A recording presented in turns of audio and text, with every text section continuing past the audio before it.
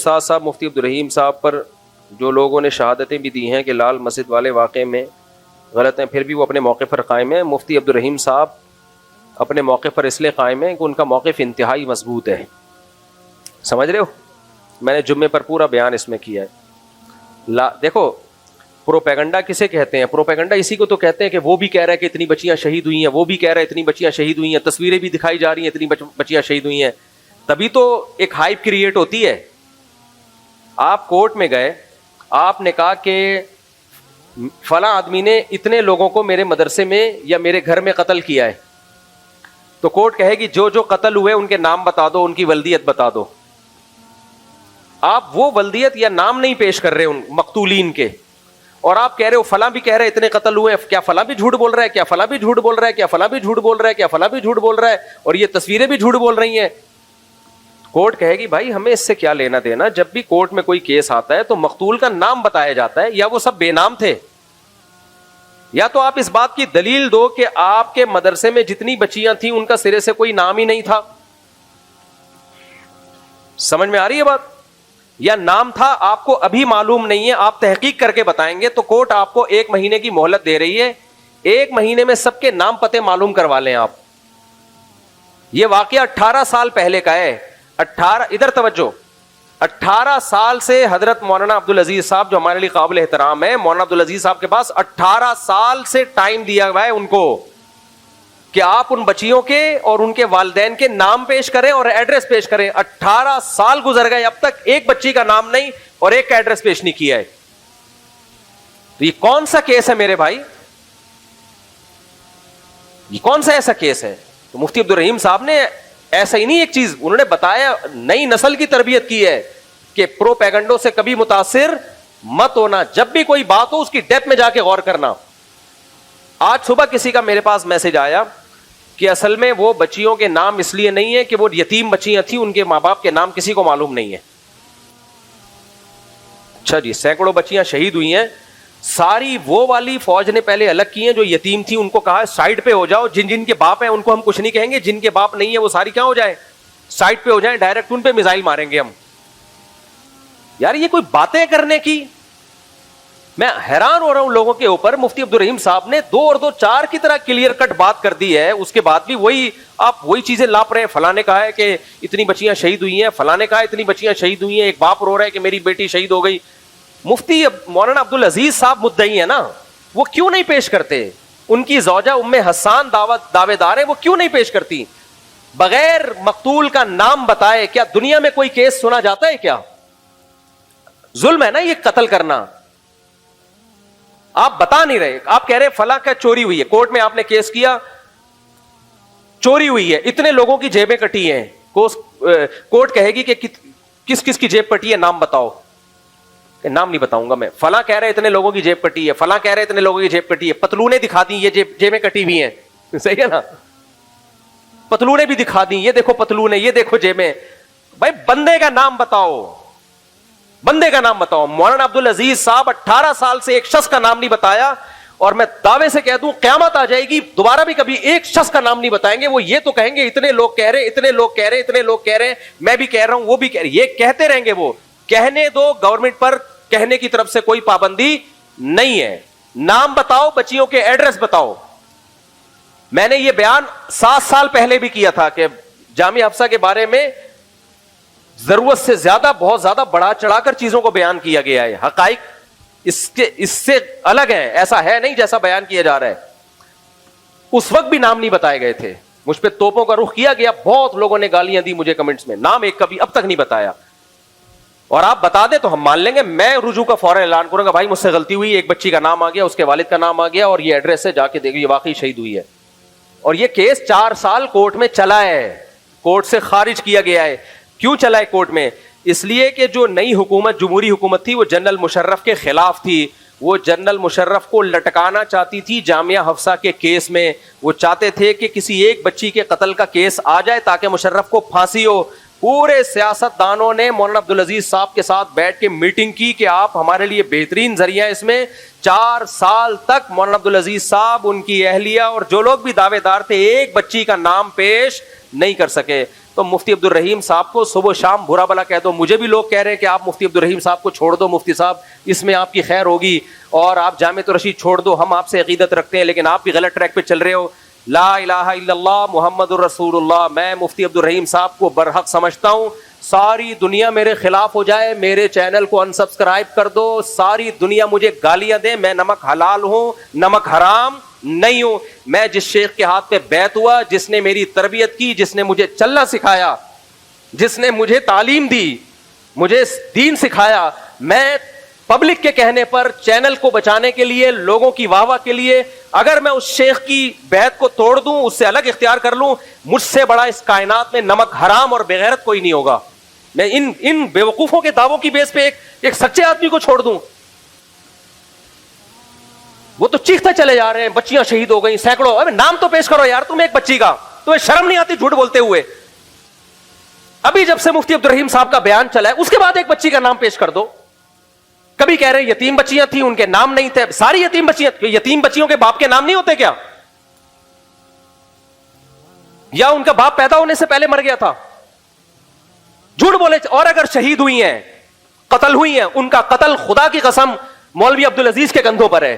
تم نے کیوں چھوٹی بچیوں کو فوج کے مقابلے میں لا کے کھڑا کیا ہے؟ مجھے بتاؤ, میں آپ لوگوں کو ترغیب دوں کہ فوج سے لڑنا ہے, آرمی سے لڑنا ہے, اور بم پکڑا دوں اور آپ کو فوج کے مقابلے میں لا کے کھڑا کر دوں, فوج آپ سب کو ڈھونڈ دے, آپ کے ماں باپ میرا گریبان پکڑیں گے کہ نہیں پکڑیں گے؟ مفتی صاحب آپ نے ان کو غلط گائیڈ کیا تھا, ان کے قتل کے ذمہ دار کون ہو؟ آپ ہو. اگر یہ بچیاں جامعہ حفصہ میں شہید ہوئی ہیں, مفتی عبد الرحیم نے تو مولانا عبدالعزیز کو بچایا ہے کہ شہید نہیں ہوئی. اگر ہوئی ہیں تو ان بچیوں کا قاتل فوج بھی ہے, اور ان بچیوں کے قاتل مولانا عبدالعزیز صاحب بھی ہیں. اس سے بھی سوال ہوگا کہ ہم نے اپنی بچیوں کو مدرسے میں پڑھنے کے لیے بھیجا تھا, تم نے فوج کے مقابلے میں لا کے جہاد کیا لڑکیوں سے ہوتا ہے یا مجاہدین سے ہوتا ہے؟ خلافت قائم کرنے کے لیے آپ لڑکیوں کو میدان میں لے کر آئے ہو فوج سے لڑنے کے لیے, تمہیں شرم نہیں آتی؟ اور خود بے شرم برقع پہن کے بھاگا ہے وہاں سے. بھائی کو شہید کروا دیا, ماں کو شہید کروا دیا, اور بقول اس کے سینکڑوں بچیوں کو شہید کروا دیا. تو بھی تو کیوں زندہ گھوم رہا ہے پھر؟ اب تجھے بھی تو شہید ہو جانا چاہیے تھا. میرا یہ لب و لہجہ نہ ہوتا اگر مفتی عبد الرحیم کے خلاف یہ نہ بولتا. میرے خلاف بولے 100 دفعہ بولے, ہم نمک حلال ہے, نمک حرام نہیں ہے ہم الحمدللہ. مجھے بھی دھمکیاں دے رہے ہیں, یہ کر دیں گے. کر دو یار, جب مرنا ہوگا مر جائیں گے ہم. اگر جو بزدل ہوتا تو میں اس طرح حق بیان نہ کرتا. ہمیں فوج سے کم خطرہ ہے. ان کی طرف انہوں نے مولانا عبدالعزیز صاحب نے نہیں, لیکن انہی جیسے لوگوں نے حسن جان کو شہید کر دیا. تو میں اور آپ کس کھیت کی مولی ہے؟ اتنے بڑے عالم کو. آج ہمارے ساتھی بیٹھے ہوئے تھے, مفتی صاحب آپ نے جو جامعہ حفصہ کے خلاف بیان دیا ہے, اب آپ کی جان بالکل غیر محفوظ ہے. اگر ہم بزدل ہوتے تو میں یہ بیان نہ دیتا, کیونکہ ہمیں اب موت کا خطرہ زیادہ ہو گیا ہے. یہ فوج کے خلاف میزائل چلا سکتے ہیں, تو ہم اور آپ کس کھیت کی مولی ہے بھائی؟ میری اور آپ کی کیا 2 ٹکے کی حیثیت ہے؟ یہ تو کسی بھی وقت اڑا دیں گے ہمیں. ہم بزدل ہوتے ہی حق بیان نہ کرتے. بزدل تم ہو تو جامعہ حفصہ کی بچیوں کو فوج کے مقابلے میں لائے, ان کو شہید کروایا بقول تمہارے. ماں کو تو تم نے شہید کروایا, بھائی کو بھی شہید کروایا. تم برقع پہن کے کیوں بھاگے تھے وہاں سے؟ اصل لہجہ یہ مفتی عبد الرحیم کا تو بڑا تحمل ہے, بڑے میٹھے میٹھے انداز سے بیان کر رہے ہیں. اصل لہجہ تو یہ ہونا چاہیے جو میرا لہجہ ہے. اس کا تو ظرف ہے مفتی عبد الرحیم صاحب کا کہ اتنے تابڑ توڑ حملے ان کے خلاف ہو رہے ہیں, اور ایک لفظ غیر شائستہ ان کی زبان سے نہیں نکلا اب تک. تحمل سے, بردباری سے بیان کر رہے ہیں, ان کے ادب و احترام کے ساتھ. اصل لہجہ یہ ہونا چاہیے جو میرا لہجہ ہے, کہ اگر بچیاں شہید ہوئی تھیں تو ان بچیوں کے قتل کے ذمہ دار کون ہے؟ عبدالعزیز ہے. اس بیان کو چلانا, اس کو روکنا نہیں ہے, بتا رہا ہوں میں. ایسی کی تیسی بھائی بہت سن لیا, ایک ہفتے سے دماغ کھا گئے یار یہ لوگ. ایک ہفتہ ہو گیا, مسلسل میسجز آ رہے ہیں, میسجز پہ گالیاں آ رہی ہیں. کبھی کوئی کہہ رہا ہے یتیم بچیاں تھیں. میں نے کہا یتیموں کو الگ کر کے مارا ہے کیا؟ اور یتیم بچیوں کے باپ کے نام نہیں ہوتے کیا؟ یتیم بچیوں کی مائیں نہیں ہوتی؟ یتیم بچیوں کے گھروں کے ایڈریس نہیں ہوتے کیا؟ اس کو پتا ہے کہ اگر یہ راز فاش ہو گیا نا تو مجھے لوگ ڈنڈا دیں گے. تو 2 باتوں پہ اپنی بات کو ختم کر رہا ہوں. بچیوں کے نام, ان کے باپ کے نام, ان کے گھر کے ایڈریس پیش کرو. اور اگر تم نے ایڈریس پیش کر دیے, بچیوں کے نام بتا دیے, تو ان بچیوں کو جہاں فوج نے قتل کیا ہے, قتل کروانے والے کون ہیں؟ تم ہو. سمجھ رہے ہو؟ کیونکہ تمہارے خطوط میں نے خود پڑھے ہیں اپنی آنکھوں سے، جس میں لکھا ہوا تھا کہ ہم نے جامعہ حفصہ میں میزائل رکھے، کلاشنکوفیں رکھی ہیں فوج پہ اٹیک کرنے کے لیے، اور فدائی حملے والی بیٹیاں لڑکیاں ہیں ہمارے پاس، تم ان بچیوں کو فوج کے خلاف لے کر آئے ہو مسلح کارروائی کے لیے، تو ان بچیوں پہ اگر فوج نے حملہ کیا ہے تو فوج جہاں غلط ہے وہاں ان بچیوں کے قتل کے ذمہ دار تم بھی ہو، تمہیں بھی سزا ملنی چاہیے۔ اور میں تو اس فوج پر بھی انگلی اٹھاتا ہوں کہ یہ کام تو تمہارا تھا، مفتی عبدالرحیم صاحب کا کام تھوڑی ہے یہ۔ تو اصل اسٹائل جو ہے نا یہ ہونا چاہیے، یہ تب ان کو سمجھ میں آئے، یہ دلائل سے سمجھنے والے لوگ بولو نہیں ہے۔ تو دو باتوں پہ میں اپنی بات کو ختم کر رہا ہوں، دائیں بائیں مت جاؤ، مقتول کے نام پیش کرو جو بچیاں شہید ہوئی ہیں، مقتولین کے نام پیش کرو، ان کے باپ کے نام، ان کے گھر کے ایڈریس پیش کرو، ورنہ قتل کے مبہم دعوے کبھی بھی قبول نہیں کیے جاتے۔ کبھی بھی کورٹ میں یہ نہیں ہوتا فلاں بھی کہہ رہے اتنے مر گئے، کورٹ کہتی ہے تو بتا کس کو مارا ہے، نام تو بتا مقتول کا۔ کچھ لوگوں نے یہ بھی کمنٹس کیے ہوئے کہ اگر ان مقتولین کے نام بتائے جائیں تو ان کے گھروں میں بڑے مسائل کھڑے ہو جائیں گے۔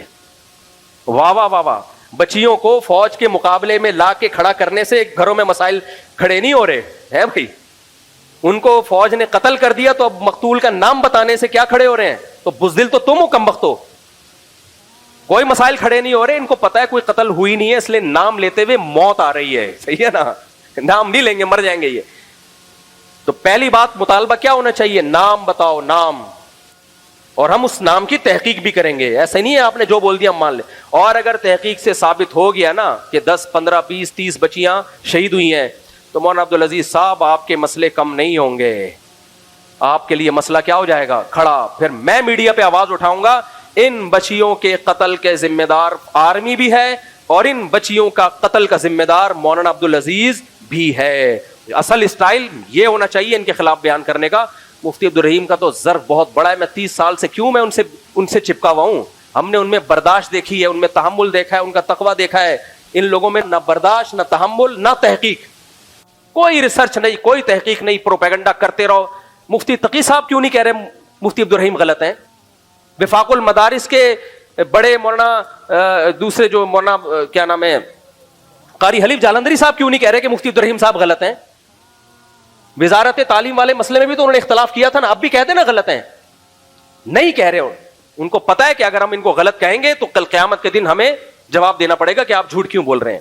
بڑے جتنے ہیں خاموش ہیں، چھوٹے موٹے سارے آئے ہوئے ہیں میدان میں، عمار یاسر بھی آیا ہوا ہے اور وہ جو ایک اور مولانا صاحب ہیں وہ بھی آئے ہوئے ہیں۔ بھائی یہ کون ہے یار، ان کی کیا حیثیت ہے؟ اچھے لوگ ہوں گے، میں کسی کی برائی نہیں کر رہا، ان کے تجزیے کی 2 ٹکے کی حیثیت نہیں ہے، ان کی کیا حیثیت ہے، ان کو کیا پتا؟ قاری حلیف جالندری صاحب ہیں، مولانا فضل الرحمان صاحب ہیں، مفتی تقی عثمانی صاحب ہیں، بنوری ٹاؤن کے بڑے علماء ہیں، یہ آئے نا بیان میں۔ لیکن مطالبہ ہمارا یہ ہے کہ قتل ہوئے تو نام بتاؤ۔ تو مفتی عبدالرحیم صاحب کا اس میں موقف علماء سے ہٹ کے نہیں ہے، وہی موقف ہے جو دیگر علماء کا ہے، فرق صرف اتنا ہے وہ بول پڑے ہیں، باقی بول نہیں رہے۔ اور بولے کیوں ہیں؟ ریاست بچانے کے لیے، فوج بچانے کے لیے نہیں، یہ خوب سمجھ لو، آرمی بچانے کے لیے نہیں، پاکستان بچانے کے لیے۔ آرمی میں لوگ آئیں گے جائیں گے، کوئی آیا کوئی گیا، تو وہ اتنے بے وقوف نہیں ہے کہ انسانوں پہ، شخصیتوں پہ مرنا شروع ہو جائیں بھائی، وہ اسٹیٹ بچانے کی فکر میں یہ کر رہے ہیں، اسٹیٹ، کیونکہ اسی بات کو بنیاد بنا کر اٹیک ہو رہا ہے آرمی کے اوپر، تو اس لیے یہی والا اسٹائل مناسب ہے میرا خیال ہے۔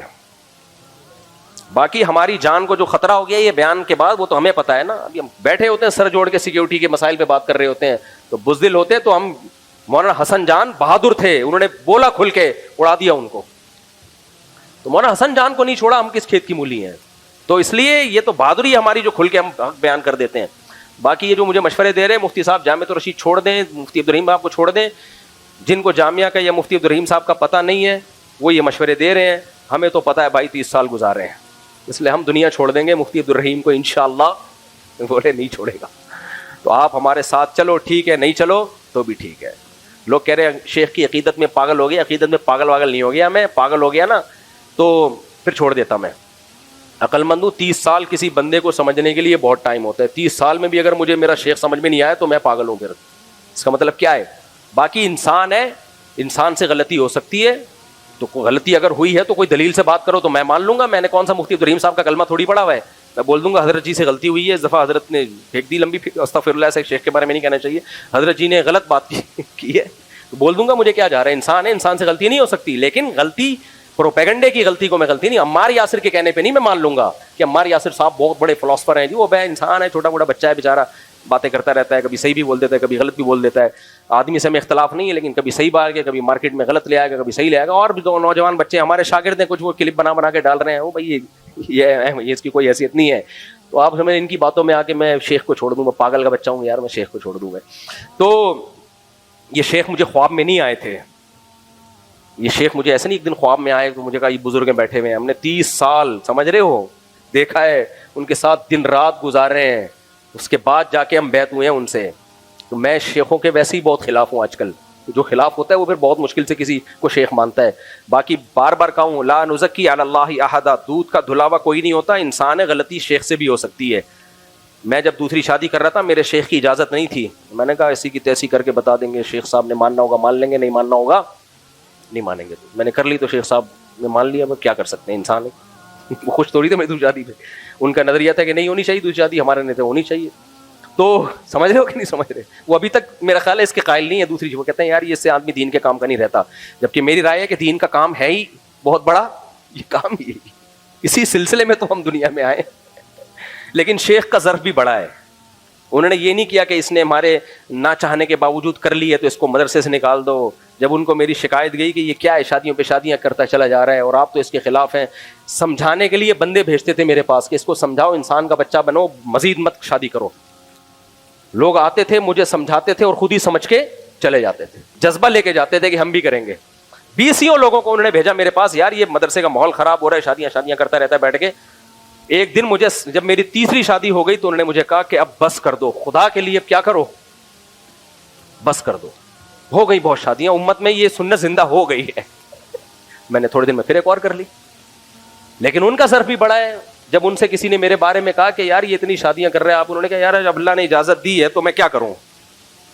ये होता है बैलेंस शेख, क्या मतलब, कह रहे हैं भाई अब मेरे पास रोकने की अथॉरिटी नहीं है, खुदा ने इजाजत दी है तो मैं मशवरा ही दे सकता हूं ना, मैं पाबंदी थोड़ी, मैं कोई मतलब उनका मैं खुदा थोड़ी हूं, पीर हूं ना। पीर की भी एक बाउंड्री होती है, उस बाउंड्री को पीर और मुर्शिद को भी क्रॉस करने की इजाजत नहीं है। तभी लोग मुझे आके कहते हैं ना हमारे पीर साहब ने मना किया है दूसरी शादी का। मैं कहता तो मेरे पीर साहब ने तो सराहतन मुझे चौथी पे मना किया था, दूसरी पे भी कोई खुश नहीं थे वो, फिर भी हमने कर ली। क्यों भाई, सब पीरों का बड़ा पीर कौन है, अल्लाह है। तो इसलिए पीर का ये दायरा कार ही नहीं है कि आपने कितनी शादियां करनी है, कितने बच्चे पैदा करने हैं, ये पीर के दायरे कार में ये चीज आती नहीं है। तो ये उनको खुद भी पता है, इसलिए वो नाराज नहीं हुए, निकाला नहीं मुझे मदरसे से, वरना मेरे बारे में ये कंफर्म हो चुका था। जो मेरी जो एजेंसियां मदरसे के अंदर घूम रही होती हैं, तलबा बड़े एजेंसी के होते हैं, वो अंदर अंदर की खबरें, वो कंफर्म था कि आपको निकालने का फैसला हो चुका है। मदरसे की जो शूरा है वो इतनी बेजार आ गई है आपसे, इतनी बेजार आ गई है। मुझे 2 दफा मदरसे से निकालने की बात, शादियों वादियों का इतना धमकी आना शुरू हो गई थी, बेटा तुम्हारा पत्ता गोल होने वाला है, मैं फिर भी कर रहा था। तो दूसरा, एक जो मेरे बयान में लतीफे होते हैं ना, ये इतनी शिकायतें गई हैं हमारे शेख व मुर्शिद के पास, ये बंदा बयान में लतीफ़े सुनाता है, बयान में ये हमारे अकाबिर का तरीका, इसको निकालो निकालो निकालो, बहुत सारा उन पर दबाव डाला गया। वो उस वक्त की बात है जब मैं मशहूर नहीं था। उन्होंने बर्दाश्त किया मुझे, उन्होंने कहा भाई लतीफ़े सुना रहा है, मिजाज है, क्या करें, बात तो सही कर रहा है ना, गलत तो नहीं कर रहा। मुझे बुला के डांटते थे, यार संजीदा बयान किया करो, लतीफ़े मत सुनाया करो। एक दफ़ा मुझे याद है ख़त्म कुरान पे मैं डिफेंस गया बयान करने के लिए, तो वहाँ भी 2-4 चुटकुले छोड़ के आ गया मैं। जब मैं आया, अच्छा वहाँ लोग बड़ी तारीफ कर रहे, बड़ा बयान, बड़ा ज़बरदस्त बयान, मैं बहुत खुश, ना मेरा सीना इतना चौड़ा हो गया, आज तो बयान ख़ानदानी, सब तारीफ है, शुरू की बात है। जब मैं अपने पीर साहब के सामने, उन्होंने ठीक ठाक सुनाई मुझे, उन्होंने कहा यार ये ख़त्म कुरान की महफिल थी, रोने धोने की कोई बात होनी चाहिए, क्या तुम बात है। मैं इतना सा मेरा मुंह हो गया था, मुझे वो दिन याद है, इतना सा मुंह हो गया था कि जब सब तरफ से तारीफें हो रही और एक तरफ से इतनी सख्त हौसला शिकनी हो। एक दफ़ा तो मैंने जामे तौसीर में बयान किया, उसमें बड़े बुजुर्ग टाइप के लोग बैठे हुए थे, बहुत ही संजीदा मजमा था। मुझे क्या पता था इतने नेक लोग आए हुए हैं बयान में, यार मैं तो यही समझ रहा था आप जैसे नेक लोग होंगे, इस लेवल के होंगे, जितना मैं हूँ उतने उस टाइप के होंगे। वो बहुत हाई फाई लेवल के लोग थे, वो बहुत नेक, सब तहज्जुद गुजार टाइप के, बगले बगले सबकी साफ, बिल्कुल मैंने देखी नहीं, लेकिन मेरा यकीन है कि बिल्कुल सब कुछ क्लीन। तो मैंने कोई लतीफ़ा सुना दिया भाई, वो मुझे याद है इतने खुतूत लिखे ना उन्होंने कि इसको निकालो। तो उनका ज़र्फ था, मेरे जैसे नालायक को उन्होंने क्या कर लिया, बर्दाश्त। انہوں نے کہا بھائی سمجھاتے رہے, لیکن ان کا ایک مزاج ہے کہ بھائی اپنے لوگوں کو نا اپنے, وہ ابھی بیان میں بھی آیا نا کہ اپنے شاگردوں کو اپنی اولاد کی طرح سمجھو. اپنی اولاد کی بڑی بڑی غلطیاں بھی باپ کیا کرتا ہے کہ بھائی جب تک اپنا ہے تو کیا کرنا ہے, تربیت کی اصلاح کرنی. یہ کوئی طریقہ نہیں ہے نکالو نکالو نکالو. تو یہی انہوں نے سکھایا کہ اپنے شاگردوں کو اپنا سمجھو بھائی. جیسے اپنے بچے کو اگر لطیفے زیادہ سنا رہا ہے تو گھر سے ٹھڈا مار کے کون نکالتا ہے کہ لطیفے بہت سنا رہا ہے نکال دو. ہاں اگر خدا نہ خواستہ باپ کو باپ ماننا ختم کر دے یا کوئی اس طرح کے کوئی ہو تو پھر آگ کیا جاتا ہے. تو وہ ظرف ان کا بڑا ہے, تو ہم جیسے نالائق کو بھی انہوں نے برداشت کر لیا. تو اتنے بے شرم نہیں ہے میرے بھائی کہ ہم جامعۃ الرشید ان باتوں کی بیس پہ چھوڑ دیں. اور شیخ سے وہ لوگوں نے کمنٹس کیے ہوتے ہیں اب تو مفتی طارق مسعود کو جامعۃ الرشید چھوڑ دینا چاہیے. جامعۃ الرشید کا مقصد یہ ہوتا ہے کہ مفتی پھر نیچے لکھا ہوتا ہے اپنے شیخ کو چھوڑ دینا چاہیے. انشاءاللہ اللہ زندگی میں دنیا میں کبھی وہ وقت نہ لے کر آئے. تو ہمارے پاس کوئی نیکی نہیں ہے بھائی, صرف اتنی ہے کہ ہم نے اپنے بڑوں, صرف مفتی عبدالرحیم نہیں اور بھی بڑے ہیں ہمارے, جب اپنے بڑوں سے ہم جب آئے ان سے تعلق قائم ہوا تو یہ سوچ کر آئے تھے اب جینا مرنا انہی کے ساتھ ہے. سمجھتے ہو اب جینا, ہاں کوئی کبیرہ علانیہ گناہ کا کوئی مرتکب ہو جائے شیخ اور بار بار اصرار ہو پھر چھوڑ دینا چاہیے شیخ کو. ایسا نہ ہو کہ شیخ پکڑا گیا, کیا پکڑا گیا وہ ڈیٹیل میں نہیں جاتا. بعض لوگوں کے شیخ 4-5 دفعہ پکڑے گئے ہیں پھر بھی شیخ سے چپکے ہوئے ہیں. ابے کبیرہ علانیہ گناہ بار بار ہو رہا ہے, کبھی کبھار غلطی ہر ایک سے ہو سکتی ہے, پھر وہ شیخ ہی نہیں ہے نا, پھر تو شیخ ہی نہیں ہے. تو ہمارے شیخ تو نیک پرہیزگار آدمی ہے بھائی. پالیسیوں سے اختلاف ہو سکتا ہے کہ مدرسہ وزارت تعلیم میں ہونا چاہیے یہ نہیں ہونا چاہیے, اختلاف کرو, اس میں کیا جا رہا ہے یار. ہو سکتا ہے ان کی رائے غلط ہو, انہوں نے خود کہا ہے کہ ہو سکتا ہے میری رائے غلط ہو بھائی. تو یہ تو نہیں کہ ان پہ کفر کے فتوے اور درباری ملا اور سرکاری ملا کے فتوے لگانا شروع کر دو, یہ زیادتی ہو جائے گی میرے بھائی. میں اب جانتا ہوں وہ نہ سرکاری ہیں نہ وہ درباری ہیں, وہ بڑی قربانی دینے والے ہیں, اور جس چیز کو انہوں نے حق سمجھا ہے نا سب سے پہلے اس پہ اپنا خون اور اپنا پسینہ بہایا ہے. جس چیز کو انہوں نے حق سمجھا ہے سب سے پہلے اپنا خون بہایا ہے اس میں انہوں نے. تو ہم نے دیکھا ہے, یہ زیادہ ڈیٹیل میں جا نہیں سکتا, اللہ عمل کی توفیق عطا فرمائے. تو میں نے اس پہ بتایا تھا کہ ہمارے ہاں اخلاق کا جو مطلب اردو میں لیا جاتا ہے عربی میں اصل میں وہ مطلب نہیں ہے. عربی میں اصل میں کسے کہتے ہیں, نیچر کو, طبیعت کو, جو اندر سے آپ کے اندر جو صفات ہے نا ان کو خلق کہا جاتا ہے. تو اللہ تعالیٰ نے رسول اللہ صلی اللہ علیہ وسلم کے بارے میں فرمایا کہ آپ بہترین اخلاق پر ہیں. کیا مطلب, آپ بائی نیچر بہت اچھے ہیں. میں سمجھا پا رہا ہوں اپنی بات. اور جو بائی نیچر اچھا ہوتا ہے تو اس کا مطلب یہ ہوتا ہے کہ اندر سے اچھا کسے کہتے ہیں, جس میں حسد نہ ہو, کینہ نہ ہو, بغض نہ ہو, جیلسی نہ ہو. یہ ساری چیزیں جب انسان کا دل ان چیزوں سے پاک ہوتا ہے تو ہم کہتے ہیں یہ آدمی اندر سے, بولو بھائی, اچھا ہے. بزدلی نہ ہو, کنجوسی نہ ہو, لالچ نہ ہو, بے وفائی نہ ہو, ناشکری نہ ہو, رحم ہو اس کے اندر, کمزور پہ ترس کھانے والا ہو, کسی کو مصیبت میں دیکھ کے اس کا دل نرم ہو جاتا ہو. تو یہ ساری کی ساری چیزیں جس شخص میں ہوں گی تو ہم اسے کہیں گے اس کے اچھے اخلاق ہیں. آج کل اخلاق اچھے اسے کہا جاتا ہے جو مسکرا کے بات کرے, صرف اس کو اچھے اخلاق کہا جاتا ہے. تھینک یو کرتا رہے سارا دن, اندر اس کے جو ہے نا دنیا کی محبت کوٹ کوٹ کے بھری ہوئی ہو. اب دیکھو جو دکاندار کسٹمر سے مسکرا کے بات کرتا ہے تو یہ اچھے اخلاق, ضروری نہیں کہ یہ اچھے اخلاق ہوں, عین ممکن ہے یہ لالچ کی وجہ سے مسکرا کے بات کرتا ہے. لالچ اس کو اتنی ہے کہ لالچ کی وجہ سے اس کو غصہ بھی آ رہا ہوگا نا تو غصے پہ کنٹرول کر کے پی لیتا ہے, مسکرا کے بات کرتا ہے, کسٹمر نہ چھوٹے. تو دکاندار کو چاہیے کہ کسٹمر سے مسکرا ہی کے بات کرے. اب آپ ایسا نہ ہو کہ بدتمیزی سے بات کرنا شروع کر دیں, یہ شو کرنے کے لیے کہ ہم اندر سے اچھے ہیں, اوپر سے اچھے بننے کی ہمیں ضرورت نہیں ہے. تو جو بات یعنی بتائی جا رہی نا اس کو فوکس کرنا چاہیے کہ کہنے والا کہنا کیا چاہ رہا ہے. ایئر ہوسٹس کے جو اچھے اخلاق ہوتے ہیں وہ اندر سے اچھا ہونے کی وجہ سے بسا اوقات نہیں ہوتے, کیونکہ ہم دیکھتے ہیں کہ وہ اپنے میاں سے اس طرح سے بات نہیں کرتی. ابا کو لفٹ نہیں کرا رہی.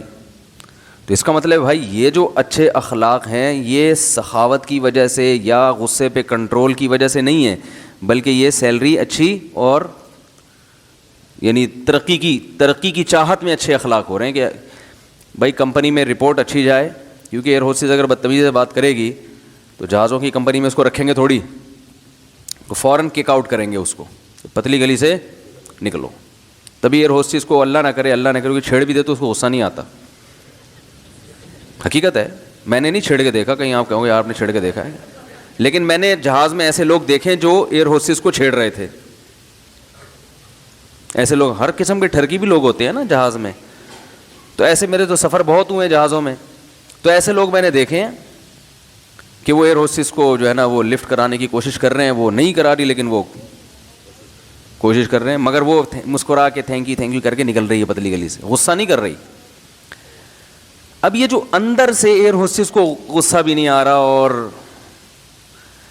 جو ہے وہ بڑے مسکرا کے بات پھر بھی کر رہی ہے, تو دنیا کی نظر میں تو یہ اچھے اخلاق ہیں, لیکن اس کی بیس چونکہ اچھی نہیں ہے, اس کی بیس ہے غیرت لیس ہونا. اس کی بیس کیا ہے؟ غیرت کا نہ ہونا. تو غیرت اخلاق میں آتی ہے, یہ غیرت کا نہ ہونا اخلاق ہے. غیرت کا ہونا اچھے اخلاق ہے نا, غیرت کا ہونا یہ ایک آپ کے بائی نیچر اچھے ہونے کی دلیل ہے. غیرت تو بہت ساری برائیوں سے روک لیتی ہے انسان کو. غیرت ہوتی ہے تو آدمی جھوٹ نہیں بولتا, یار یہ کیا غیرت کے خلاف ہے نا جھوٹ بولنا, چوری کرنا غیرت کے خلاف ہے, دوسرے کی بہو بیٹیوں کو ماں بہنوں کو بری نیت سے دیکھنا یہ غیرت کے خلاف ہے. انسان اپنے بارے میں سوچتا ہے تو اس کو غیرت آتی ہے, تو غیرت ہی ختم ہو جائے تو پھر تو سارے دن تھینک یو کرتا پھرے گا, وہ کچھ بھی کر لو تھینک یو مسکرائے گا. تو ہاں اگر یہی ایئر ہوسٹس جب گھر میں اپنی ماں سے بات کرے بہت میٹھے لہجے میں, جس ماں سے اس کو تنخواہ نہیں ملنی, باپ سے بات کرے میٹھے لہجے میں, تو پھر ہم کہیں گے یہ بائی نیچر ہی کیا بن گئی ہے, اچھی بن گئی. پھر بے شک لوگوں سے بھی اچھے اسٹائل میں بات کر لے تو ہم کہیں گے یہاں تنخواہ مل رہی ہے لیکن وہاں جہاں نہیں مل رہی وہاں بھی اچھے اخلاق سے بات کر رہی ہے, تو اس کا مطلب یہ بائی نیچر کیا ہے, اچھی ہے. اب دیکھو اللہ تعالیٰ نے قرآن مجید میں خواتین کو حکم دیا کہ جب کسی نامحرم مرد سے بات کرو فلا تخضعن بالقول, تو نرم انداز میں بنا کے باتیں نہ کیا کرو. فیطمع الذی فی قلبہ مرض, جس کے دل میں شہوت کی بیماری ہے نا اس کا دل تمہاری طرف مائل ہوگا. تو اللہ نہیں چاہتے کہ شوہر کا دل اس کی بیوی کے علاوہ کسی اور طرف جائے. اگر تم اس کی بیوی لگتی ہو پھر تو بہت بنا کے باتیں کرو, لیکن اگر بیوی نہیں لگتی تو یا تو بیوی بن جاؤ اس کی. کیا خیال ہے بھائی؟ یا تو بن جاؤ بھائی, اگر اتنا اچھا لگ رہا ہے تو بیوی بن جاؤ. پھر جس طرح اسٹائل میں بات کرو, جتنا میٹھے لہجے میں بات کرو گی اتنا ثواب زیادہ ملے گا. بھائی تمہارا میاں ہے تو تم اس کی بیوی ہو, جتنی محبت زندگی گزارو, لیکن نہ بیوی بننا ہے, نہ تم اس کی بیوی ہو نہ بیوی بن رہی ہو. پھر خواہ میں اس سے ایسے نرم لہجے میں بات کرنا, اسٹائل گھما کے, قرآن نے اس عمل سے صاف طور پر منع کیا ہے. یہ اچھے اخلاق نہیں ہے, یہ غیرت نہ ہونے کی دلیل ہے. میں سمجھا پا رہا ہوں اپنی بات؟ یہ اس کی دلیل ہے کہ آپ میں غیرت نہیں ہے. یہ نہیں کہہ رہا اسلام کے اس سے گندے طریقے سے بات کرو. بعض لوگ یہ سکھاتے ہیں خواتین کو کہ جب کسی مرد سے بات کرو تو ایسی تلخ آواز میں کہ ڈر جائے وہ, تو وہ پھر یہ ایسی چیز ہے نا کہ جس پر عمل ممکن نہیں ہے. قرآن نے یہ نہیں کہا کہ اس سے بدتمیزی سے بات کرو, کوئی نامحرم کا فون آئے تو بدتمیزی سے بات کرو. ہمارے استاذ نے کہیں بیان کیا خواتین میں کہ نا وہ بڑے کڑک تھے نا, تو انہوں نے بیان کیا کہ جب کوئی نامحرم سے بات کرو تو ایسے کرخ لہجے میں بات کرو کہ سامنے والا سمجھے کہ چڑیل بات کر رہی ہے. تو ایک آدمی نے مجھے بتایا, میں نے ان کی کسی مریدنی کو کسی بات کوئی فون کیا ہوگا, گھر میں کوئی مسئلہ ہوگا, کوئی کسی سے بات کرنی, تو انہوں نے فون اٹھا کے ایسے بدتمیزی سے بات کی, میں ڈر گیا. میں نے کہا یار اللہ خیر کرے, کوئی میں پتہ نہیں کوئی چور ہوں یا میں کیا ہوں. تو ایسا بھی نہیں ہے, نرم لہجے میں بات نہ کریں. جیسے بعض خواتین جو ہے نا وہ ایسا اسٹائل ہوتا ہے ان کا کہ یہ جو کنوارے چھڑے چھاٹ ہے نا یہ اسٹائل پہ ہی عاشق ہو جاتے ہیں. حقیقت ہے, وہ ہیلو ایسے اسٹائل سے نکالتی ہیں نا, جب فون اٹھائیں گی, بھائی گھر میں فون اٹھا لیا خواتین, وہ ہیلو ایسے بولیں گی کہ یہ فون پہ ہی چپک جائے گا, کڑا چھوڑے گا ہی نہیں فون. یہ دوبارہ بس باتوں میں لگ جائے گا. تو ان چیزوں سے معاشرے میں فساد پیدا ہوتا ہے, پاکیزہ معاشرہ وجود میں نہیں آتا. اللہ نے ایک نظام رکھا ہے بھائی, نکاح. بس عورت تک پہنچنے کا ایک ذریعہ ہے, وہ کیا ہے؟ بیوی بنا کے اس کی ٹینشن اٹھا لو, ساری زندگی کا خرچہ اٹھاؤ, اس کے بچوں کا خرچہ, جہیز میں سالے بھی ملیں گے, سسر بھی ملیں گے, ساس بھی ملیں گی, یہ ساری ٹینشن اٹھا سکتے ہو رشتہ داری کی تو ٹھیک ہے, نہیں تو کسی بھی نامحرم سے کسی بھی قسم کی دلچسپی لینا, لذت حاصل کرنا, چاہے اس کی آواز کے ذریعے ہو, چاہے اس کی تصویر کے ذریعے ہو, چاہے اس کے لباس کے ذریعے ہو, کسی بھی, چاہے وہ حقیقت میں کوئی عورت ہو یا اس کی تصویر ہو, ڈیجیٹل تصویر ہو یا پرنٹڈ تصویر ہو, کوئی بھی ذریعہ ہو, عورت سے مرد لذت حاصل نہیں کر سکتا. یہاں تک کہ رسول اللہ صلی اللہ علیہ وسلم نے عورت کو دیکھنے, جو لذت کی نیت سے دیکھتے ہیں, اس عمل کو آنکھوں کا زنا قرار دیا ہے کہ آنکھیں کیا کر رہی ہیں؟ زنا کر رہی ہیں. جو عورت سے بات کر کے لذت حاصل کرے گا, لذت کے لیے باتیں کر رہا ہے, اس سے وہ مزہ آ رہا ہے اس کو, تو اس عمل کو زبان کا زنا کہا گیا. زبان مزے لے رہی ہے, باتیں سن کے لذت حاصل کرے گا, تو اس عمل کو کان کا زنا قرار دیا گیا ہے. تو یہ لبرل جو دین سے دور ہے نا, یہ ان لوگوں کے جو ہے نا تماشے ہیں کہ گرل فرینڈز بھی رکھی ہوئی ہیں, اور ٹک ٹاک کی شکل میں جو بےہودگی معاشرے میں پھیلائی جا رہی ہے. یہ لوگ کسی بوڑھی عورت سے بات کرنے میں تو کبھی مختصر بات کرتے ہیں اس سے, بوڑھی عورت سے بات ہو رہی ہے, ان شارٹ 2 منٹ میں بات ختم. اماں سے بات کریں گے تو 2 منٹ میں اب بات کیا, ٹو دا پوائنٹ بات ہوگی. بلکہ اب تو یہاں تک بیگم سے بھی بات ٹو دا پوائنٹ کرتے ہیں. بیگم کیا پکا ہے؟ پائے پکے ہیں, اچھا ٹھیک ہے رکھ دینا, کھا لوں گا, بس. اس سے زیادہ بولو بھائی. ٹائم ہی نہیں دیتے گھر میں, عورتیں بیچاری پریشان ہیں. میاں جب گھر میں آتا ہے تو بس سونے کے لیے آتا ہے, اور صبح آفس چلا جائے گا اٹھ کے, بس سونا اور واش روم. بیت الخلا جانا ہوگا تو گھر میں, کیونکہ ہمارے پبلک واش روم اچھے نہیں ہوتے, صاف ستھرے نہیں ہوتے نا, تو واش روم کے لیے گھر میں جائے گا, اور صرف کھانا کھانے کے لیے بس, اور سونے کے لیے. تو ویسے آفس میں دیکھ لو, ساتھ میں کوئی بیٹھی ہوئی ہے تو وہ اس سے ایک بات پوچھے گی تو پوری گردان جواب میں, پورا تفصیل سے جواب دیا جائے گا. وہ بعض خواتین کا بھی یہی عالم ہے, میاں سے بات نہیں کرنی بھائی, بیٹھو چلو. آج کل تو ایسے میاں مارکیٹ میں شارٹ ہیں تو بیویوں کو ٹائم دیں, لیکن آپ کو ایسا میاں مل گیا, اتنا نیک شریف انسان جو آپ سے آگے باتیں کر رہا ہے, اتنا نیک آدمی, میں کہتا ہوں اس کو تو, یہ تو اس سے تو دم کروایا کرو. حقیقت ہے, جو گھر میں آگے بیگم سے کیا کر رہا ہے؟ باتیں کر رہا ہے, وہ گپ شپ لگا رہا ہے. تو ایسا میاں کسی عورت کو اس زمانے میں مل جائے تو دم کروائے وہ اس سے کہ بہت نیک آدمی. تو آپ کو ایسا میاں مل گیا تو آپ کو تو قدر کرنی چاہیے بھائی, آپ بھی بیٹھ کے گپ شپ لگائیں اس کے ساتھ کہ بھائی اتنا اچھا میاں. تو آپ کیا کر رہی ہیں کہ اینٹ کا جواب پتھر سے. وہ تمیز سے بات کر رہا ہے, آپ نے پھر گلے شکوے, ہر وقت گلے شکوے, ہر وقت گلے شکوے. وہ یوں ہوا تھا, وہ پھڈا ہو جاتا ہے بیٹھے بیٹھے. کیا ہو جاتا ہے؟ بات محبت سے شروع ہوئی تھی, الٹی سیدھی ایسی کچومڑ بنا کے, نہ اس کا موڈ دیکھا بھائی.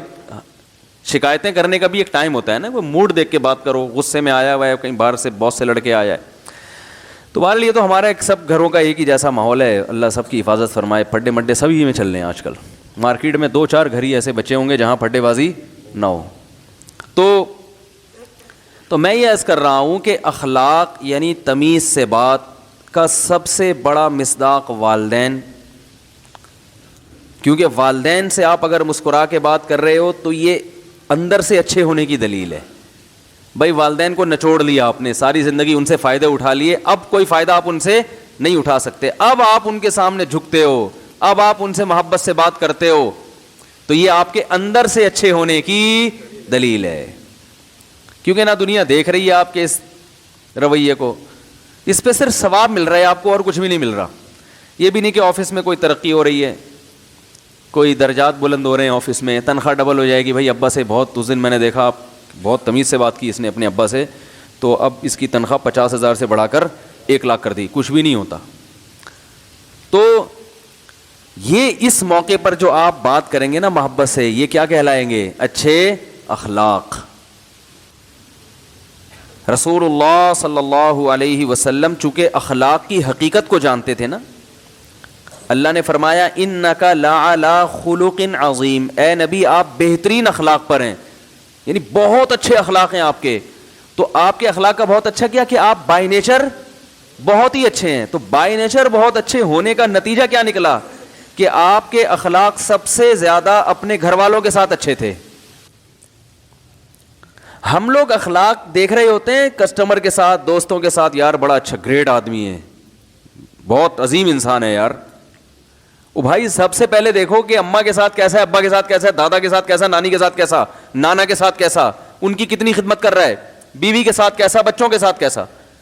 گھر میں آتا ہے چنگیز خان بن کے, گھر میں جیسے ہی آتا ہے بچے کانپنا شروع کرتے ہیں, ابا آ گئے ہیں, ابا کیا کریں گے. گھر میں آتے ہی بچے کیا کرتے ہیں, جب باپ گھر میں آ رہا ہے نا اور بچے خوش ہونے کے بجائے پریشان ہو رہے ہیں تو یہ ناکام باپ ہونے کی علامت ہے. یہ باپ کیا ہے؟ یہ ناکام باپ. یہ گھر تھانہ ہے جس میں ایس ایچ او صاحب کے آتے ہی ماتحت سارے ایک دم جو ہے نا وہ پریشان ہونا شروع ہو جاتے ہیں نا. تھانے دار کوئی آتا ہے سب بھاگتے ہیں نا, ادھر بھی چور ہیں. صحیح ہے نا. ان بھائی کو بہت ہنسی آ رہی ہے, مجھے ان کو دیکھ کے ہنسی آ رہی ہے. اچھا مذاق کر رہا ہوں, ناراض نہیں ہوئیے گا. تو کوئی زیادہ ہنس رہا ہو مجھے اچھا لگتا ہے وہ دیکھ کے, وہ اس لیے اچھا لگتا ہے کہ اس پہ بات نا بھرپور طریقے سے اثر کر رہی ہوتی ہے, تو اس کا اثر میرے اوپر بھی پڑتا ہے کہ یار کم از کم یہ دلچسپی سے سن رہا ہے. اور جو ایسے بت بن کے بیٹھا ہوا ہو نا, نہ رونے کی بات پہ نہ رو رہا ہے, نہ ہنسنے کی بات پہ ہنس رہا ہے, تو آدمی کہتا ہے تمہیں بیان سننے کے لیے ضرورت کیا تھی آنے کی یار, ضرورت کیا تھی آنے کی. وہ میں نے لطیفہ سنایا تھا نا 2 ہفتے پہلے بیان کیا, خواتین شادی میں جانے سے پہلے پورے ڈسٹمپر کے ڈبے خالی کرتی ہیں. تو یہاں کوئی بیٹھ کے زور سے کسی کو ہنسی آئی, تو وہ میں اپنے بیان میں نیچے کمنٹ دیکھ رہا تھا, ایک آدمی نے اس پہ لکھا میں جو ہے نا ہنس کے لیٹ گیا زمین پہ. تو ہنسنے کی بات پہ ہنسے, رونے کی بات پہ روئے. اور یہاں کوئی ہم ہنسانے کے لیے تو بیٹھے نہیں ہیں, یہ تو ایک اصل جو پیغام ہوتا ہے نا وہ ہوتا ہے. اگر یہ صرف ہنسنے ہنسانے کی محفل ہو پھر تو بھائی یہ کوئی کامیڈی شو زیادہ دیکھ لو, اس میں زیادہ ہنسی آتی ہے انسان کو. کوئی مزاحیہ فلم دیکھ لو جا کے. تو یہ جو میں ہنسا رہا ہوتا ہوں نا, یہ ہنسانا برائے ہنسانا مقصد نہیں ہوتا. مقصد یہ ہوتا ہے ہلکے پھلکے رکھ کر بات دل میں اتار دی جائے, ہلکے پھلکے انداز میں. کیونکہ آج کل اکثر خطیبوں کی زبان اتنی گاڑی ہوتی ہے, اردو اتنی مشکل ہوتی ہے, وہی پبلک کے سمجھ میں نہیں آتی. پھر وہ ایسا ڈرونی چیزیں دکھا رہے ہوتے ہیں. ایک تو گھر میں ویسے ہی ٹینشن میں, پھر مسجد میں آ کے بھی ٹینشن, ٹماٹر خریدنے گئے وہاں بھی ٹینشن. اب ٹماٹر تو ہر کھانے میں ڈلتا ہے نا. وہ سبزی لینے گیا ٹماٹر, وہ قیمت سن کے ٹینشن, پیٹرول ڈال رہے تو اس میں ٹینشن. اور کراچی میں تو سڑکوں کی الگ ٹینشن. بیان میں پہنچنا تھا, آدھے گھنٹے کا راستہ تھا, وہ سڑکوں کی وجہ سے 1.5 گھنٹہ لگا, تو اس کی الگ ٹینشن. تو میں یہاں بھی اگر جہنم کی وعیدیں سنانا شروع کر دوں گا تو لوگ تو مر جائیں گے بیچارے ٹینشن سے نا. تو میں کہتا ہوں یہاں ذرا ہلکے پھلکے انداز میں. میرے جب پہلے بیانات ہوا کرتے تھے, جو مجھے بچپن سے جانتے ہیں, تو جب میں 20-22 سال کا تھا نا, اس وقت جو میں بیان کرتا تھا بڑے جذباتی, رولانے دھلانے والے, جہنم, اور وہ بس لوگ بھی روتے تھے. تو اس کے بعد تھوڑا ہم نے کہا یار آرام سے, لوگ بیچارے نا ویسے ہی بڑی ٹینشن میں ہیں. جب سے شادی ہوئی تو پتہ چلا لوگ کتنی ٹینشن میں ہیں. اس وقت ہم بچے تھے, ہمیں پتہ ہی نہیں تھا کہ ٹینشنیں ہوتی کیا ہیں نا. شادی ہوئی تو مطلب یار بہت ٹینشن ہے لوگوں کو. تو کیا کہہ رہا تھا میں, جلدی سے بات سمیٹوں. ہاں, رسول اللہ صلی اللہ علیہ وسلم کے جو اخلاق تھے, قرآن کہہ رہے آپ سب سے بہترین اخلاق پر ہیں, سب سے بہترین. تو کیا مطلب آپ بائی نیچر سب سے اچھے ہیں, لہذا آپ کو جہاں غصہ آنا چاہیے آتا ہے, اور جتنا آنا چاہیے اتنا ہی آتا ہے. جہاں نہیں آنا چاہیے وہاں نہیں آنا. جہاں غصہ آنا چاہیے لیکن برداشت کرنے کا حکم ہے, وہاں آپ کو غصہ آتا ہے مگر آپ برداشت کر لیتے ہیں. تو یہ ساری چیزیں تبھی ہمیں لوگوں سے معاملات کیسے کرنے ہیں, یہ ہمیں محمد صلی اللہ علیہ وسلم کا جو طرز زندگی ہے نا وہاں سے لینا پڑے گا. ہم گوروں سے لے رہے ہیں یہ چیزیں بھی, یہاں مار کھا رہے ہیں. ہمیں یونیورسٹیوں کے جو پروفیسر جو مذہب مخالف ہیں وہ سکھا رہے ہیں اچھے اخلاق. تو معاملہ کیا ہو رہا ہے؟ خراب ہو رہا ہے. سمجھ رہے ہیں کہ نہیں سمجھ رہے؟ ہم فلموں سے اخلاق سیکھ رہے ہیں کہ ہیرو ہیروئن سے کتنی تمیز سے بات کرتا ہے, اس کے لیے جان دے دیتا ہے. پرسوں ہمارے کسی دوست نے یوٹیوب پہ ایک ویڈیو دکھائی مجھے کہ ایک صاحب کسی لڑکی کے عشق میں پاگل ہو گئے. اب پتہ نہیں وہ حقیقت میں پاگل ہوا ہے یا ویسے ہی کسی نے بنا لیا ہے. اس کی پرانی تصویریں دکھائیں کہ دیکھو کیسا ہینڈسم لڑکا تھا اور کسی لڑکی کے عشق میں پاگل ہو کے بیچارے کا کیا حال ہو گیا. تو نیچے لوگوں نے بہت ترس کھایا ہوا, ہائے سچے عشق کی تو اس زمانے میں قدر ہے ہی نہیں. یہ بھی لکھا ہوا تو لوگوں نے, سچی محبت کی تو قدر, یعنی اس کی جو گرل فرینڈ ہوگی اس کو تانے دے رہے ہوں گے, اتنا سچی محبت کرنے والا آدمی تم اس کو چھوڑ کے چلی گئی. تو سچی محبت کی تو معاشرے میں قدر ہے ہی نہیں. حالانکہ یہ عبرت, اگر یہ واقعہ سچا ہے, واقعی کوئی پاگل واگل ہوا بھی ہے, یوٹیوب کا کوئی پتہ تو نہیں ہوتا کہ ویورز بڑھانے کے لیے کچھ بھی کوئی بھی پاگل کرائے پہ لیا یا کوئی عقل مند کرائے پہ لے کر پاگلوں جیسا بنایا.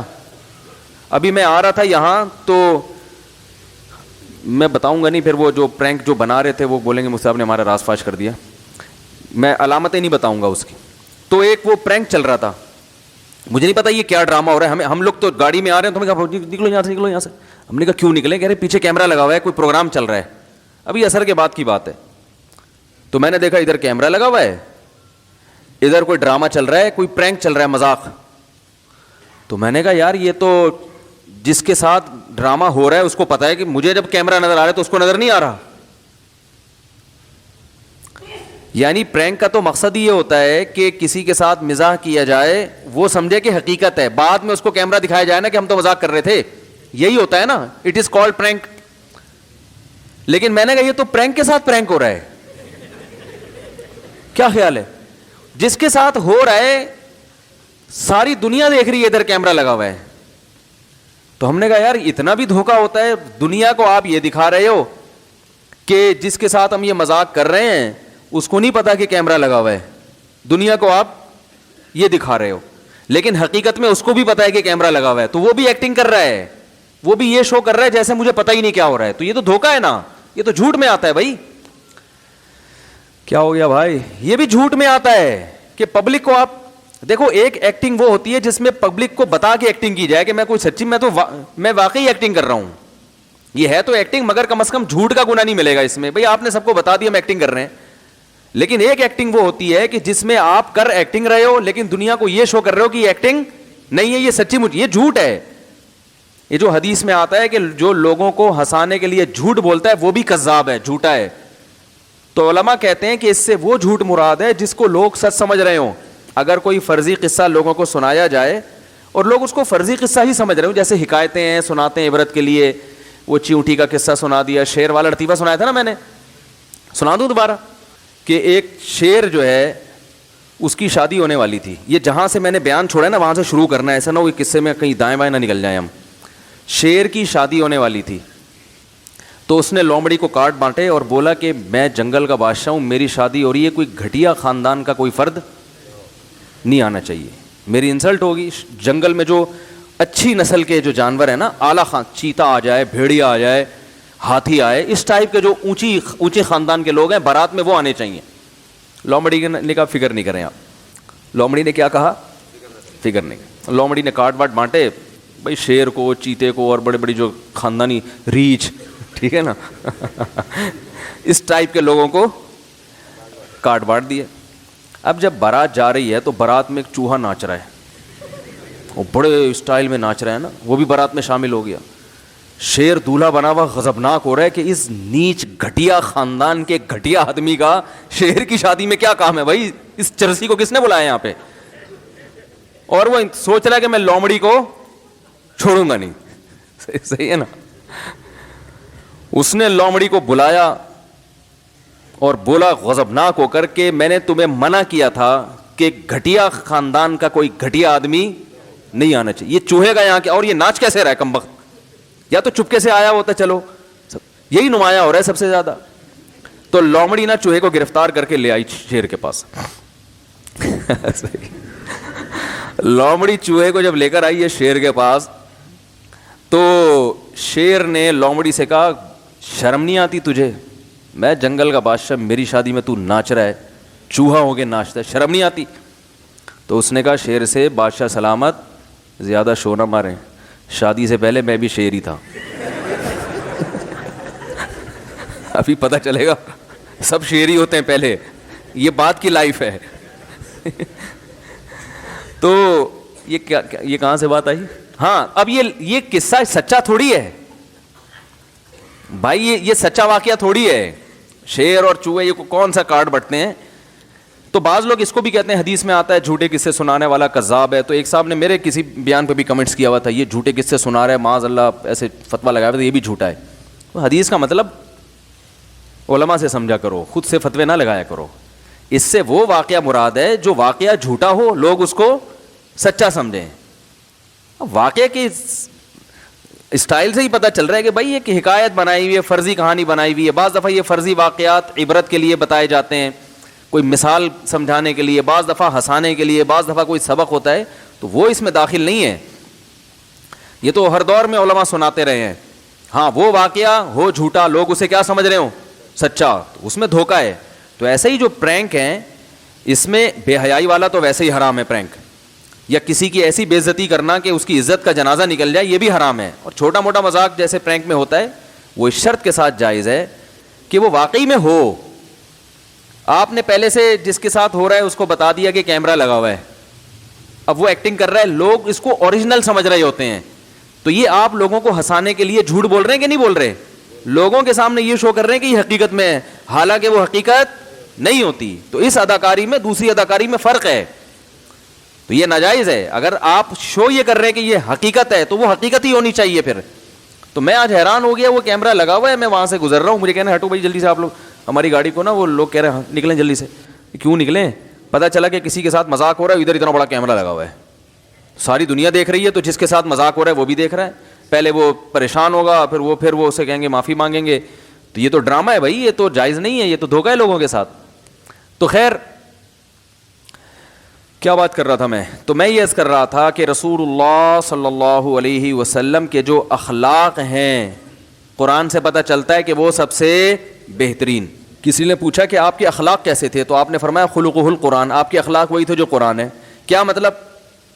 قرآن نے جتنے ہمیں احکامات دیے ہیں, تو تمام احکام کو نبی صلی اللہ علیہ وسلم فالو کرتے ہیں. تو اس سے اندازہ لگا لو آپ بائی نیچر کیسے ہیں. اس حدیث کا مطلب خوب سمجھیں. ہر وہ شخص جو قرآن کو فالو کرے, تو یہ نہیں کہا جائے گا کہ اس کے اخلاق قرآن ہے, بلکہ وہ شخص کے قرآن کے احکام اس کی نیچر بن جائیں, اس کی فطرت بن جائیں, اسے کہا جائے گا کہ قرآن اس کی نیچر بن چکا ہے. میں سمجھا پا رہا ہوں اپنی بات؟ دیکھو, ایک آدمی وہ ہے جس کا بد نظری کرنے کا دل کرتا ہے, وہ نفس کو مار کے بڑے مجاہدے اور مشقت سے نظر جھکا لیتا ہے اللہ کی خاطر, تو ہم اسے کہیں گے یہ گناہ سے بچا, اس کو ثواب ملا, لیکن ابھی اس کے دل میں برائی کی محبت ہے.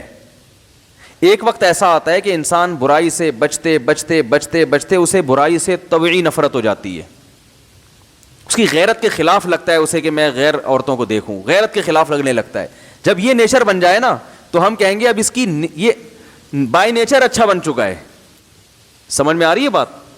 ہمارے حضرت فرمایا کرتے تھے کہ جو لوگ نامحرم عورتوں کو دیکھتے ہیں, تو فرمایا کرتے تھے کہ ہمارے حضرت کی تو ایسی عادت تھی نا, حضرت فرماتے تھے ہماری اگر کسی نامحرم پہ نظر پڑے تو مجھے جھکانی نہیں پڑتی, فرماتے تھے نظر آٹومیٹک جھک جاتی ہے, ایک لاشعوری طور پہ جھک جاتی ہے.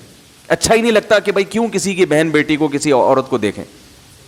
تو حضرت فرمایا کرتے تھے اللہ نے انسان کو بائی نیچر اچھا بنایا ہے, وہ بد نظری کر کر کے نا اپنی آنکھوں کے اسپرنگ خراب کر دیتا ہے. فرمایا اللہ نے ہر شخص کی آنکھوں میں ایسا اسپرنگ لگایا ہے کہ جب بھی گناہ کی طرف اس کی توجہ جاتی ہے نا, تو وہ اسپرنگ آنکھوں کے خود بخود نیچے ہو جاتے ہیں. تو فرمایا یہ آنکھیں پھاڑ پھاڑ کے نا گندگی کو دیکھ دیکھ کے اپنے اسپرنگ کو کیا کر دیتے ہیں, خراب. دیکھو, شراب پہلی دفعہ ہر ایک کو بری لگتی ہے, بائی نیچر بری ہے شراب, شراب پیتا ہوا کوئی بھی اچھا نہیں لگتا, لیکن پینے والا پی پی کے اپنی نیچر کو خراب کر دیتا. پہلی دفعہ زنا کرنا بہت مشکل ہے, ضمیر ملامت, دل چاہنا ایک الگ چیز ہے, لیکن دل کی چاہت کے باوجود ضمیر اتنی ملامت کرتا ہے کہ انسان کے قدم پیچھے ہٹ جاتے ہیں, پیچھے ہٹ. دیکھو, کہیں کھانا رکھا ہوا ہو, آپ کو پتا ہے کہ مجھے اس کھانا کھانے کی اجازت نہیں ہے, آپ کو بھوک لگ رہی ہے, کھانے کا دل تو چاہے گا, لیکن ساتھ ساتھ ضمیر آپ کو روک دے گا. آپ کہے گا یار یہ میں کسی کا نوالا کیوں کھاؤں, تو کوئی بات نہیں, بھوکا رہ لے گا نا وہ.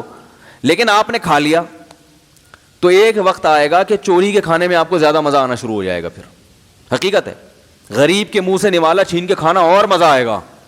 اب مجھے ایک بات بتاؤ, ایک مالدار آدمی ہو, اس نے کسی غریب کو دیکھا بھوکا, جس کو 2 وقتوں سے کھانا نہیں ملا, کسی نے اس کے سامنے کھانا لا کے رکھ دیا.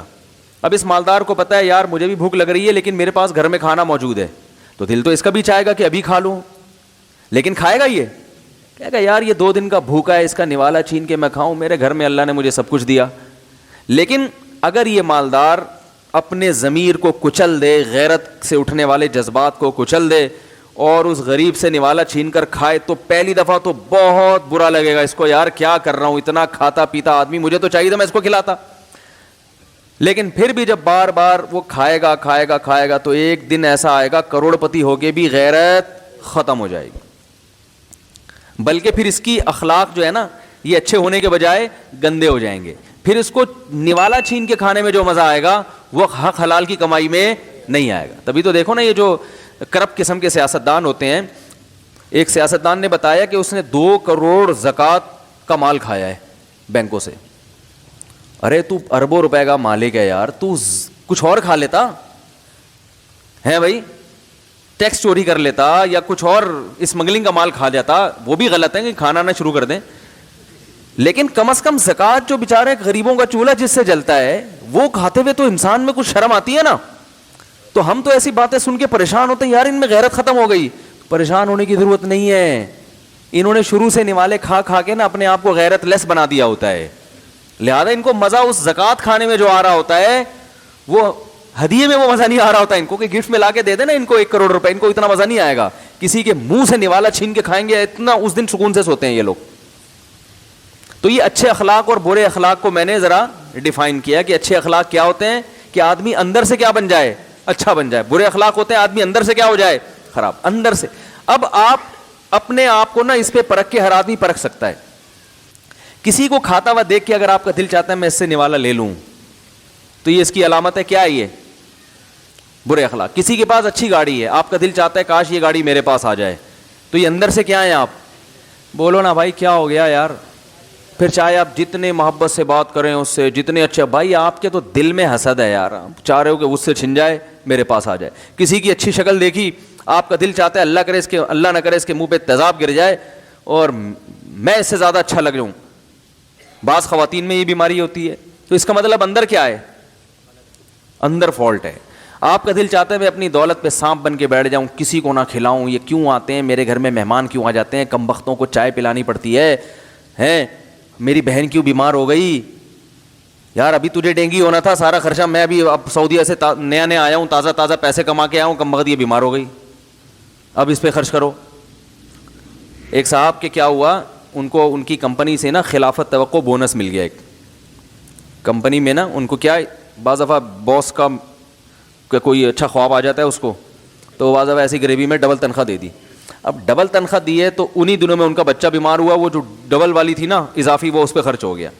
تو مجھے کہنے لگے یار پہلی دفعہ بونس ملا تھا, وہ بچے پہ کیا ہو گیا, خرچ. میں نے کہا بھائی اچھی سوچ ہوتی تو آپ یوں سوچتے, اللہ کا اتنا بڑا فضل ہوا کہ جس وقت بچہ بیمار ہوا نا اسی وقت اللہ نے بونس دلا دیا, اضافی خرچہ نہیں کرنا پڑا.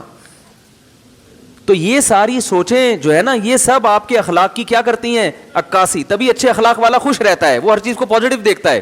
برے اخلاق والا نیگیٹو دیکھتا ہے. ہمارے ہاں تو بس اچھے اخلاق کہتے ہیں تھینک یو سارے دن مسکرا کے بات کرنا. او بھائی یہ ساری چیزیں اندر کی چینج ہوں گی, پورا ڈینٹنگ پینٹنگ کا کام ہوگا, صحیح ہے نا, انجن پورا چینج ہوگا تو جا کے اچھے اخلاق ہوں گے. صرف تمیز سے بات کرنا سیکھ لینا یہ کوئی کمال نہیں ہے, اگرچہ یہ بھی بہت بڑا کمال ہے, لیکن اصل چیز یہ نہیں ہے. اصل تو اندر سے ٹھیک کرو. اور اندر سے ٹھیک کیسے ہوگا, یہ پہلے میں اندر سے ٹھیک ہونا کسے کہتے ہیں اس کو اور ذرا ڈیفائن کر دوں, پھر میں اندر سے ٹھیک ہونے کا طریقہ بتاؤں گا. بھائی دیکھو گاڑیاں خریدتے ہیں نا, اوپر سے تو بڑا چمکایا ہوا ہوتا ہے, تو خرید لیتے ہیں اس کی چمک کو دیکھ کے کہ گاڑی کے اخلاق بہت اچھے ہیں, بڑی مسکرا کے بات کر رہی ہے. بھائی جو گاڑی میں کلر اکھڑا ہوا ہو جگہ جگہ سے, تو وہ ایسا ہی لگتا ہے جیسے بدتمیزی سے بات کر رہی ہے, لیکن دیکھنے میں چمک رہی ہو گاڑی تو ایسا ہی لگتا ہے جیسے مسکرا کے. تو کیا محض اس بیس پہ گاڑی خرید لیتے ہیں؟ بولو نا بھائی, نہیں خریدتا کوئی بھی. میکینک کو لے کے جائیں گے, یار چیک کر بھائی, وہ اسٹارٹ کر کے پہلے آواز چیک کرتا ہے, یہ 2-3 الگ سے آوازیں کہاں سے آ رہی ہیں, انجن کی تو سمجھ میں آتی ہے, 2 آوازیں اور آ رہی ہیں. پھر جب گاڑی چلے گی تو انجن کی غائب اور باقی آوازیں. ہمیں تو بہت تجربے پرانی گاڑیوں کے بھائی, بہت تجربے. میں نے FX خریدی تھی سب سے پہلے نا 40,000 کی قسطوں پہ.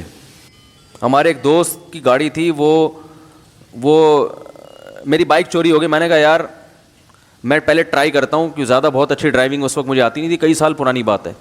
تو میں نے کہا ٹرائی کرنے کے لیے تجربہ کس پہ کرو, FX پہ. تو ہم نے بھی 40,000 میں وہ بھی قسطوں پہ خرید لی. ہم نے کہا چلو تجربہ اس پہ کرتے ہیں, پھر تھوڑا اچھے پہ کوشش کریں گے, اس کو بیچ کے کچھ پیسے گڑ ملا کے اور میٹھا ڈال دیا اس میں, پھر تھوڑا سا اس کو بیچ کے گڑ ملا کے. تو FX پہ جب میں آیا تو میں جب گیا تو اس کی چھت پچکی ہوئی تھی نا, تو میں نے کہا یار یہ تو بڑا مسئلہ ہے, گاڑی کی چھتی. اس نے کہا کوئی مسئلہ نہیں ہے, یوں ہاتھ مارا سیٹ ہو گئی. اس نے کہا ڈینٹنگ پینٹنگ کا کوئی کام ہے ہی نہیں, بہترین گاڑی ہے. تو انجن وائز بہت اچھی ہے, بار بار وہ کہتے ہیں انجن ٹائٹ ہے. تو جب گاڑی خریدنے جاتے ہیں تو میکینک کو لے کے جاتے ہیں, وہ میکینک اس کو اندر سے چیک کرتا ہے, بھائی یہ اندر سے ٹھیک ہے یا نہیں ہے, ماڈل کون سا ہے, بہت پرانا ماڈل ہے تو اس کا مطلب اندر سے ٹھیک نہیں ہو سکتی. باقی اوپر کی چیزوں کو اتنی اہمیت نہیں دی جاتی یار, وہ تو ایک جو ہے نا وہ ایک جگہ سے ٹچ اپ ہے تو کوئی بات نہیں, ایک اسپرے آپ نے مارا ہے دوسرا ہم کر دیں گے اس پہ. نمبر پلیٹ دیکھی جاتی ہے, چیک کروایا جاتا ہے کہ یار یہ گاڑی کا نمبر یہی ہے, انجن چیچز میچ کر رہے ہیں آپس میں, نہیں کر رہے, ایسا تو نہیں ہے کہ چوری کی گاڑی ہو یا سرے سے جعلی ڈاکومنٹس ہو, یہ سب چیزوں کو. تو اسی طرح انسان کو جب قیامت کے دن جنت اور جہنم کا فیصلہ ہوگا تو اللہ فرماتے ہیں وَجَاءَ رَبَّهُ بِقَلْبٍ سَلِيمٍ, جنتی وہ ہے جو سلیم دل کے ساتھ اللہ کے سامنے آئے. سلیم کسے کہتے ہیں, سلامت والا, یعنی برائیوں سے پاک دل اللہ کے سامنے لے کے آئے گا. میں سمجھا پا رہا ہوں, برائیوں سے پاک دل, ایسا دل صاف ستھرا شیشے کی طرح چمک رہا ہو دل. ہمارے ہاں ظاہر کی اہمیت زیادہ ہے, اللہ کے ہاں اندر کی اہمیت زیادہ ہے. اندر کیا ہے آپ کے, تو دل ہونا چاہیے سلامت محفوظ. سلامتی کا معنی محفوظ ہو. جب ہم کہتے ہیں نا السلام علیکم, آپ پر سلامتی, کیا مطلب, اللہ آپ کو آفتوں سے سلامت رکھے, محفوظ رکھے. کہتے تم سلامت رہو تا قیامت رہو, کیا مطلب, آفتوں سے پریشانیوں سے محفوظ رہو. تو سلامت, سلیم کا مطلب ہوتا ہے آفتوں سے محفوظ. یہ نام بھی رکھا جاتا ہے اسی نیت سے کہ بھئی اللہ اس کو بلاؤں سے مصیبتوں سے کیا رکھے, محفوظ رکھے. تو وجاء ربہ بقلب سلیم, اللہ فرماتے ہیں جو اپنے رب کے پاس قیامت کے دن ایسا دل لے کر آئے گا جو برائیوں سے پاک ہوگا, تو ایسا شخص جنتی ہے. تو یہ ہے. اب برائیوں سے پاک ہونے میں کیا ہے کہ بھائی اندر حسد نہ ہو, بغض نہ ہو, ناشکری نہ ہو. جو آدمی ناشکرا ہوتا ہے وہ بھی برے اخلاق والا ہوتا ہے. جو ناشکرا ہوتا ہے وہ کیا ہوتا ہے, برے اخلاق. اب بتاؤ احسان سب سے زیادہ کس کا ہے, والدین کا ہوتا ہے نا, اساتذہ کا, والدین کا احسان ہوتا ہے. تو اس لیے اگر ان سے اچھے اخلاق سے بات نہیں کرتا تو اسلام کہتا ہے کہ یہ آدمی احسان فراموش ہے. بھائی وہ تم سے معاوضہ تھوڑی مانگ رہے اپنی خدمت کا, جو خدمت والدین نے کی ہے وہ تو قیامت تک آپ اس کا بدلہ نہیں دے سکتے. شکر کا تقاضا ہے, بات تو تمیز سے کر لو, لہجہ تو میٹھا کر لو. اگر آپ باپ سے تمیز سے بات نہیں کرتے, سارا دن دوستوں کو گلے لگائیں, سارا دن میٹھی میٹھی باتیں کریں ان سے, اللہ کی نظر میں آپ ناشکرے ہیں کہ جس کا سب سے بڑا احسان تھا آپ نے اس کی احسان فراموشی کی ہے. لہذا آپ اندر سے اچھے نہیں, اندر سے کیا ہیں, برے ہیں. بے شک منہ سے آپ کے پھول نکلتے ہو دوسروں کے سامنے. تو رسول اللہ صلی اللہ علیہ وسلم کے اخلاق چونکہ سب سے اچھے تھے, اس لیے آپ کا لب و لہجہ سب سے زیادہ میٹھا اپنے گھر والوں کے ساتھ تھا. سمجھ میں آ رہی ہے بات. امی دیکھو, بیوی اپنے شوہر کی تعریفیں اتنے آرام سے نہیں کرتی. کتنا اچھا آدمی ہو, بیگم یہی کہے گی ٹیڑھا میڑھا آدمی ہے یہ, عموماً سوائے ان عورتوں کے جو میرا بیان سن رہی ہیں. اسی وجہ سے یاد رکھو, یہ جو خواتین بعض دفعہ اپنے شوہروں پہ یہ لگا رہی ہوتی ہیں یہ برا ہے, یہ ایسا ہے, یوں ہے, تو فلانا ہے, تو لوگ فوراً کمنٹ شروع کر دیتے ہیں کہ یار یہ تو اتنا نیک سمجھتے تھے تو ایسا آدمی نکلا. تو جب تک دونوں طرف کی بات نہ سنا کرو, کسی پہ فتویٰ نہ لگاؤ.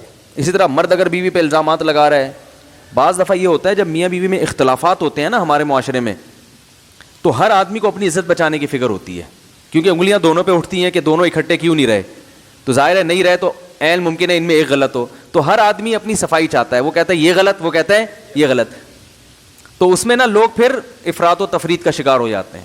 تو اول تو یہ کہ کسی کو غلط کہنے کی ضرورت ہی نہیں ہے, لیکن اگر فتویٰ لگانا بھی ہے تو یک طرفہ بیان سن کے کبھی بھی فیصلہ مت کرو. یہ بہت بڑی غلطی دینداروں سے بھی ہوتی ہے. کوئی بھی میڈیا پہ آ کے بیان کرنا شروع کر دے نا, کوئی عورت آئے گی اپنے میاں کے خلاف, لوگ بھر بھر کے اس کے ایسا آدمی ہے, ایسا ظالم آدمی. او بھائی کیا دلیل ہے کہ یہ سچ بول رہی ہے؟ جب کسی کا دیکھو کسی کا کسی سے جھگڑا ہونا تو اس کے خلاف اسلام گواہی قبول نہیں کرتا. انہوں نے اگر میرے پیسے لے کے کھا گئے, یہ ساجد بھائی بیٹھے ہوئے نہیں, اللہ نہ کرے کھائے نہیں ہیں, اور انہیں کھا بھی اگر یہ کھا لے تو نکال بھی نہیں سکتے ہم ان سے, اس لیے ایسے آدمی کو تو قرضہ دینا ہی نہیں چاہیے. فرض کرو انہوں نے پیسے لے کے کھا گئے مجھ سے, اب کیا ہے کہ ایک آدمی آیا اور عدالت میں گیا, اور عدالت میں کہتا ہے جا کے کہ بھائی یہ آدمی میرا فلاں سے جھگڑا ہے, اور مفتی طارق مسعود صاحب گواہی دیں گے کہ یہ آدمی غلط ہے اور میں صحیح ہوں, تو عدالت میری گواہی کو قبول نہیں کرے گی. عدالت کہے گی ان کا تو پہلے سے آپس میں کیا چل رہا ہے, اسلام میں حکم ہے یہ کہ ان کا تو پہلے سے جھگڑا چل رہا ہے, اس نے تو اس کو برا کہنا ہی ہے.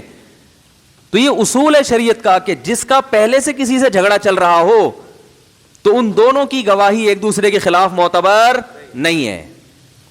تو اس لیے میاں بیوی کے جھگڑوں میں شوہر بیوی پہ الزامات لگا رہا ہو طلاق کے بعد, یا عورت لگا رہی ہو, کسی کی بات نہ سنو. بولے بھائی آپ کا آپس کا مسئلہ ہے, ہمیں نہیں پتا کون صحیح ہے کون غلط, علیحدگی ہو گئی, آپ کہیں اور شادی کرو, اس کو بولو تم کہیں اور شادی کرو. ایک دوسرے پہ الزامات لگانے کی ضرورت نہیں ہے. اور اگر لگانا ہے, تحقیق میں پڑھنا ہے, تو پھر دونوں طرف کے بیان سنو, اس کے جواب میں وہ کیا کہتا ہے یا وہ کیا کہتی ہے. یہ ہمارے معاشرے میں بہت بڑی برائی پھیل رہی ہے کہ جس کے ہاتھ میں میڈیا ہے وہ دوسرے کو ذلیل کر دیتا ہے. جس کے پاس اپنی بات کو دنیا کو پہنچانے کا ذریعہ ہے نا, بس وہ اس ذریعے کو استعمال کرے گا اور مخالف پارٹی کا بیڑا غرق کر دے گا. تو خیر, تو اب دیکھو کہ عام طور پر میاں بیوی میں جھگڑا چل رہا ہو نا, خاص طور پہ تو تعریفیں نہیں کرتے, اور لیکن نبی صلی اللہ علیہ وسلم کی جو ازواج ہیں انہوں نے ہمیشہ محمد صلی اللہ علیہ وسلم کی تعریف کی ہے, ہمیشہ.